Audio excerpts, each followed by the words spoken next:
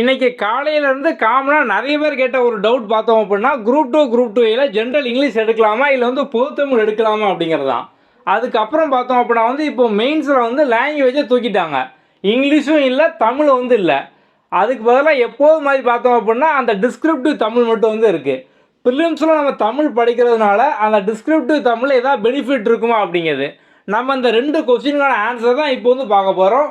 இந்த வீடியோவிலே பார்த்தோம் அப்படின்னா உங்களுக்கு அதனால சொல்யூஷன் வந்து இருக்கும். ஸோ உங்களோட ஃபைனல் டிசிஷன் நீங்கள் வந்து தமிழ் எடுக்கணுமா இல்லை இங்கிலீஷ் எடுக்கணுமா அப்படிங்கிறத நீங்களே வந்து டிசைட் பண்ணிக்கணும். ஸோ வந்து இப்போ நம்ம சொல்கிறதோ உங்கள் ஃப்ரெண்ட்ஸ் சொல்கிறது அடுத்தவங்க சொல்கிறது இதெல்லாம் வந்து கேட்காம இப்போ நம்ம வந்து ஒரு சில க்ரைட்டீரியா நம்ம வந்து சொல்லுவோம். ஸோ அந்த க்ரைட்டீரியா எல்லாத்தையும் நீங்கள் வந்து கேட்டுட்டு உங்களுக்கு எது செட் ஆகும் அதை நீங்கள் வந்து சூஸ் பண்ணிக்கலாம். தமிழ் மீடியம் ஆஸ்பிரண்ட்டே நிறைய பேர் பார்த்தோம் அப்படின்னா வந்து ஜென்ரல் இங்கிலீஷ் வந்து எடுக்கலாமா, அது ஈஸியாக இருக்குமா அப்படிங்கிற மாதிரிலாம் வந்து கேட்டிருந்தீங்க. ஓகே, குரூப் 4 எக்ஸாம் முடிஞ்ச உடனே பார்த்தோம் அப்படின்னா வந்து எல்லாருமே வந்து கொஸ்டின் கஷ்டம் அடிக்கணும்னு சொன்னாங்க. ஆனால் ஒரு நாள் கழிச்சு நீங்கள் பார்த்தீங்க அப்படின்னா நிறைய குரூப்பில் டெலகிராமில் எல்லாத்துலேயும் வந்து பேசியிருப்பாங்க. ஸோ வந்து நான் வந்து 90 வந்து போட்டேன், 91 போட்டேன், இன்னும் 2-3 கொஸ்டின் டவுட்டாக இருக்குது, நான் வந்து அஃபீஷியல் கீழே பார்க்கணும் அப்படிங்கிற மாதிரி.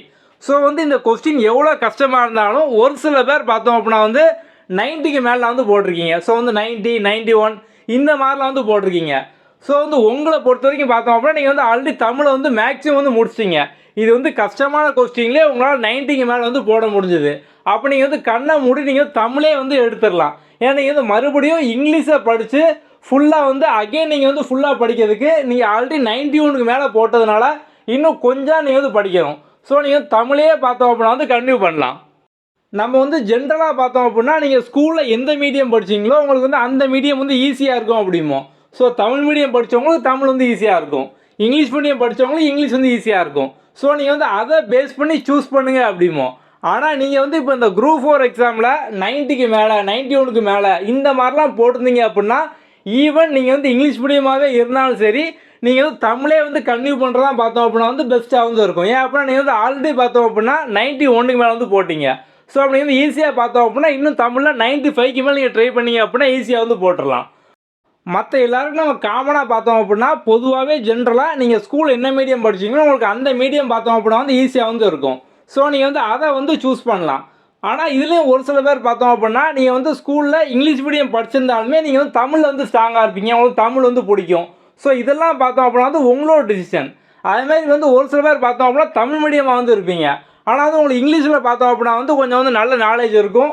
ஸோ நீங்கள் வந்து இங்கிலீஷில் வந்து நல்ல மார்க் ஸ்கோர் பண்ணிடலாம், நான் வந்து இங்கிலீஷில் வந்து ஓரளவுக்கு ஸ்ட்ராங் ஆயிரும் அப்படிங்கிற நம்பிக்கை இருந்தது அப்படின்னா நீங்களும் பார்த்தோம் அப்படின்னா சேஞ்ச் ஆகிக்கலாம். அதே மாதிரி இப்போ வந்து குரூப் 2A மெயின்ஸில் பார்த்தோம் அப்படின்னா வந்து லாங்குவேஜ் இல்லை. போன வருஷம் வரைக்கும் பார்த்தோம் அப்படின்னா குரூப் 2A மெயின்ஸில் இங்கிலீஷில் கிராமரும் தமிழில் வந்து இலக்கணம் வந்து வச்சுருந்தாங்க. இப்போ வந்து ரெண்டையுமே வந்து எடுத்துட்டாங்க. அந்த கிராமரும் கிடையாது, தமிழ் இலக்கணம் வந்து கிடையாது. போன வருஷம் பார்த்தோம் அப்படின்னா வந்து நமக்கு தகுதித்தாள் வந்து இருந்துச்சு, அது வந்து டிஸ்கிரிப்டிவ் பேப்பர் வந்து இருந்துச்சு. ஸோ வந்து போன வருஷம் இருந்த அதே டிஸ்கிரிப்டிவ் பேப்பர் பார்த்தோம் அப்படின்னா வந்து இப்போ வந்து இருக்குது. ஸோ நீங்கள் வந்து இப்போ ப்ரிலிம்ஸில் தமிழ் படிக்கிறதுனால அந்த டிஸ்கிரிப்டிவ் பேப்பர் ஈஸியாக இருக்குமான்னு கேட்டிங்க அப்படின்னா அப்படி வந்து கிடையாது. ஏன் அப்படின்னா இந்த சிலபஸ்க்கும் அதுக்கும் சம்மந்தமே வந்து கிடையாது. ஸோ இது வேறு சிலபஸ், அது வேறு சிலபஸ். ஸோ நீங்கள் வந்து எக்ஸாம் எழுதக்கூடிய பேட்டர்னே பார்த்தோம் அப்படின்னா அது வந்து டிஸ்கிரிப்டிவாக வந்து இருக்கும். ஸோ நம்ம வந்து கதை எழுதுகிற மாதிரி நம்ம வந்து எழுதணும். ஸோ இதில் நீங்கள் வந்து ஆப்ஷன் வந்து சூஸ் பண்ணுவீங்க ABCD. அதேமாதிரி இதுவும் வேறு சிலபஸ், அதுவும் வேறு சிலபஸ். தமிழ் மீடியமாகவே இருந்தாலும் ப்ரிலிம்ஸ் முடிச்சதுக்கப்புறம் அந்த மெயின் டிஸ்கிரிப்டிவ்க்கு தனியாக தான் வந்து படிக்கணும். ஸோ இதுக்கும் அதுக்கு வந்து சம்மந்தம் வந்து கிடையாது. இது வந்து போன வருஷமும் ஆல்ரெடி பார்த்தோம் அப்படின்னா வந்து இருந்துச்சு, இது வந்து எல்லாருக்குமே இருந்துச்சு. போன வருஷம் வந்து ப்ரிலிம்ஸ்லேயும் மெயின்ஸ்லேயும் இங்கிலீஷ் எடுத்தவங்களுக்கும் பார்த்தோம் அப்படின்னா அந்த டிஸ்கிரிப்டிவ் வந்து இருக்கும். ஸோ வந்து இதனால் எந்த ஒரு பிரச்சனையும் வந்து கிடையாது. அதில் பார்த்தோம் அப்படின்னா ஜஸ்ட்டு ஒரு 40 மார்க்கு ஒரு பாஸ் மார்க் எடுத்தாலே போதும், அதை வந்து கட் ஆஃப்க்கு பார்த்தோம் அப்படின்னா சேர்க்க மாட்டாங்க. அதுமாதிரி வந்து ஒரு சில பேர் வந்து கேட்டிங்க ப்ரிலிம்ஸ்லேருந்து மெயின்ஸுக்கு வந்து எவ்வளோ டைம் இருக்கும் அப்படிங்கிறது. ஸோ வந்து ப்ரிலிம்ஸ் எக்ஸாம் முடிஞ்சு ரிசல்ட் வந்து அதுக்கப்புறம் வந்து மெயின்ஸ் எக்ஸாம். ஸோ யூஸ்வலாக பார்த்தோம் அப்படின்னா வந்து ஒரு 5லேருந்து 6 மாதத்துக்கு மேலே இல்லை அதுக்கு மேலே பார்த்தோம் அப்படின்னா வந்து யூஸ்வலாக வந்து இருக்கும். அதே மாதிரி ஜென்ரல் இங்கிலீஷ் பொறுத்த வரைக்கும் பார்த்தோம் அப்படின்னா நம்ம வந்து இதுக்கு முன்னால் ஸோ வந்து இங்கிலீஷாக இருக்கட்டும் தமிழாக இருக்கட்டும் நம்ம வந்து முன்னால் பார்த்தோம் அப்படின்னா வந்து 5 டேயில் வந்து முடிச்சிடலாம். 5 டேஸ்க்கான ஷார்ட்கட்டு நம்ம வந்து ஓவராலாக ஃபுல் சிலபஸை ஈஸியாக படிக்க மாதிரி பார்த்தோம் அப்படின்னா ஒரு 5 நாள் பிளானு, 5 நாள் shortcut, 5 days to complete English நம்ம அந்த மாதிரிலாம் லாஸ்ட் இயர் வரைக்கும் நம்ம வந்து கொடுத்துருப்போம். ஸோ வந்து நிறைய பேர் பார்த்தோம் அப்படின்னா அந்த ஷார்ட்கட்டை மட்டுமே ஃபுல்லாக பார்த்து நீங்கள் வந்து 100க்கு 97 மேலே போட்டவங்க, 98 மேலே போட்டவங்க அந்த மாதிரிலாம் வந்து இருப்பீங்க. ஆனால் இந்த டைம் பார்த்தோம் அப்படின்னா இந்த சிலபஸை நீங்கள் வந்து அதே மாதிரி 5 நாளில் முடிக்க முடியுமா அப்படின்னு கேட்டிங்க அப்படின்னா கண்டிப்பாக வந்து முடியாது. ஸோ இப்போ இதில் பார்த்தோம் அப்படின்னா வந்து நமக்கு ஷார்ட்கட் அதை விட பார்த்தோம் அப்படின்னா அதிகமாக அனலைஸ் பண்ணுற மாதிரி. ஸோ இந்த கிராமர் கான்செப்ட் இந்த மாதிரிலாம் வந்து இருக்குது.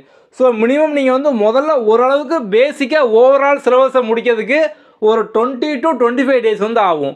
ஸோ நம்ம வந்து இன்னும் பார்த்தோம் அப்படின்னா இப்போ உள்ள ட்ரெண்டுக்கு ஏற்றாப்புல ஸ்ட்ராங் ஆகணும் அப்படின்னா ஒரு 30 to 35 டேஸ் மேலே வந்து ஆகும். அதுக்கப்புறம் நீங்கள் தொடர்ந்து எக்ஸாம் வரைக்கும் பார்த்தோம் அப்படின்னா ப்ராக்டிஸ் பண்ணிட்டே வந்து இருக்கணும். டைம் மேனேஜ்மெண்ட் தான் பார்த்தோம் அப்படின்னா வந்து ரொம்ப முக்கியம். ஓகே, ஸோ இப்போ நம்ம சொன்ன எல்லா க்ரைட்டீரியா நீங்கள் வந்து யோசிச்சுக்கோங்க. உங்களுக்கு எது செட் ஆகுமோ அதை நீங்கள் வந்து சூஸ் பண்ணுங்கள். ஓகே, உங்களுக்கு வேறு ஏதாவது டவுட் இருக்கோம்னா நீங்கள் வந்து கமெண்ட்டில் கேட்க, நம்ம வந்து அதை பேஸ் பண்ண வீடியோ அடுத்து வந்து போடலாம். நம்ம ஆல்ரெடி பார்த்தோம் அப்படின்னா வந்து இங்கிலீஷ்க்கான 21 டேஸ் சேலஞ்ச் வந்து கொடுத்துருக்கோம். ஸோ நீங்கள் 21 டேஸில் ஓவராலாக சிலபஸ் வந்து முடிக்கிற மாதிரி நம்ம கீழே டிஸ்கிரிப்ஷனில் அதுக்கான லிங்க் கொடுத்துருக்கோம். அந்த வீடியோ வந்து ஃபுல்லாக வந்து பார்த்துக்கோங்க.